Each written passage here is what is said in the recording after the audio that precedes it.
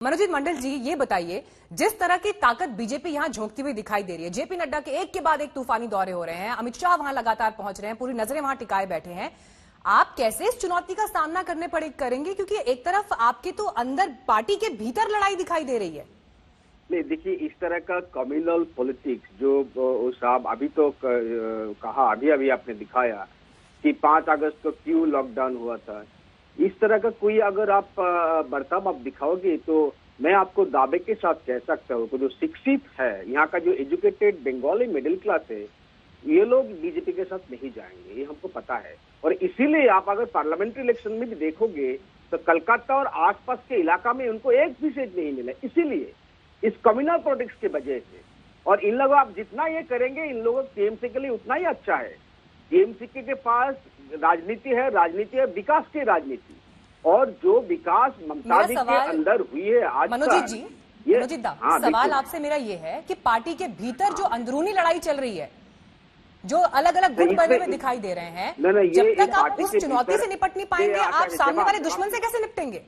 हाँ, बिल्कुल जवाब देता हूँ। पार्टी के भीतर अगर कोई अंदरूनी लड़ाई है तो बीजेपी को इतना उत्फुल्ल क्यों हो गया है, वो इतना खुश क्यों दिखते हैं हर जगह? वो शुभेंदु अधिकारी जो आंदोलन में ममता बनर्जी के साथ कंधे से कंधा मिलाकर चल रहे थे, उनकी नाराजगी इतने बड़े मंच पर अगर सामने आ गई, क्या प्रॉब्लम है? हो सकते आगे इलेक्शन के 5 महीने पहले आप अगर ये इस तरह का बात कहोगे तो लोग कौन कहेगा, अरे पूरा मक्खन तो खा लिया 8-9 सालों से, आप अगर जाना है तो जाओ, हम क्या कर सकते हैं। लेकिन लोगों को पता है, जनता जानती है ये लोग क्यों जा रहे हैं। ये लोग जा रहे हैं खुद के एम्बिशन के लिए।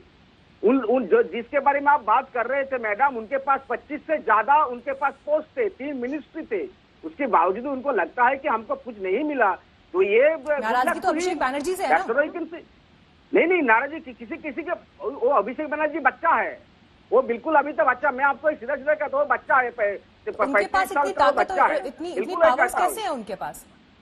उनका प्रभाव इतना ज्यादा क्यों है? अगर बच्चे हैं तो उनके पास पावर बंगाल में पावर है जनता के पास। आप ही की पार्टी के लोग शिकायत कर रहे हैं ना। देखिए, इस तरह का जो बात करते हैं ना बीजेपी, पावर वार मिशन, इस तरह का बात बंगाल में हम नहीं करते। हम सेवा करते हैं जनता की, जिस तरह से ममता दी कर रहे हैं पिछले 9-10 सालों में, ये सेवा है। लेकिन बीजेपी का आप लैंग्वेज देखिए, चाहे स्टूडियो में देखिए, अभी वो मेरे दोस्त है संदीप जी, वो क्या कह रहे थे, एक ही नैरेटिव वो चलाते हैं, अरे पुरोहित को भी मिल रहा है, ब्राह्मण लोगों को भी मिल रहा है मंदिर की, आपको पता नहीं है, आपको पता नहीं है, उन लोगों को भी पैसा मिल रहा है। अब सुन लेते हैं प्रेम शुक्ला जी, जवाब दीजिए। मीनाक्षी जी, जो लोग अम्फान के तूफान में भी भ्रष्टाचार करते हो, जो लगातार राजनीतिक हिंसा के अतिरिक्त जिनकी कोई उपलब्धि नहीं हो और जिनकी अपनी पार्टी में सिर्फ उठौल चल रही हो, जिन्होंने नंदीग्राम और सिंगूर जैसे आंदोलनों को खड़ा करके तृणमूल कांग्रेस पार्टी को सत्ता में बैठाने योग्य किया, ऐसे अगर शुभेंदु अधिकारी जैसे उनके नेता भी यदि ममता बनर्जी की तानाशाही से, भाई भतीजावाद से और भ्रष्टाचार से, उनकी आकंठ डूबी पार्टी से त्रस्त होकर पार्टी छोड़ रहे हो, उसके बाद भी उनको ही दोष देने की अगर इनकी प्रवृत्ति हो, और जो सांप्रदायिकता पर आमादा हो कि आप ईद के समय जो है लॉकडाउन हटा लें और राम मंदिर का जैसे निर्माण की बात हो, वैसे ही आप कहते हैं लॉकडाउन लगा दे। नहीं प्रेम शुक्ला जी, लेकिन जेपी नड्डा साहब भी जब वहां जाते हैं, दुर्गा पूजा ठीक है, लेकिन प्रेम शुक्ला जी, जब जेपी नड्डा साहब भी वहां जाते हैं, सुन लीजिए एक बार प्रेम शुक्ला जी, तो वहां जाकर सीएए की याद दिलाते हैं। बंगाल की जनता जानती है। प्रेम शुक्ला जी, जेपी नड्डा साहब जब जाते हैं बंगाल में, तो वहां जाकर उनको सीएए की याद क्यों दिलानी पड़ती है कि हम लागू करेंगे? वो तो मालूम है जनता को, कानून बन चुका है। लेकिन अगर याद दिलाते हैं तो कहीं ना कहीं ध्रुवीकरण की कोशिश होती है ना।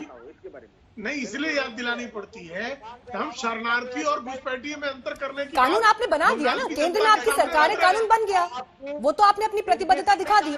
पर अगर आप सुनिए ना प्रेम शुक्ला जी, लेकिन अगर वहां पर बीजेपी के राष्ट्रीय अध्यक्ष जाकर ये बोलते हैं, अगर बीजेपी के राष्ट्रीय अध्यक्ष ये जाकर बोलते हैं कि हम भूलने नहीं देंगे आपको, सीएए कानून आया, तो क्या ये ध्रुवीकरण की कोशिश नहीं है? जिनका सपना है, उनके सपनों को चकनाचूर करने के लिए किस तरह से हम संवैधानिक और लोकतांत्रिक प्रावधानों के माध्यम से प्रेम शुक्ला जी, जनता को न्याय सुनिश्चित प्रेम शुक्ला जी, मैं ये पूछ रही हूँ, विकास का मुद्दा पीछे क्यों छूट जाता है? रैलियों में तो फिर वही बयान आते हैं ना जो ध्रुवीकरण करते हैं जमीन पर। नहीं, विकास के मुद्दे पर भी हम पूरी तरह से खड़े हैं ना भाई। विकास को रोक कौन रहा है? अगर पीएम के किसानों की सम्मान निधि का धन अगर किसानों के खाते में बंगाल में नहीं पहुंच रहा है, तो ये किसका दोष है भाई?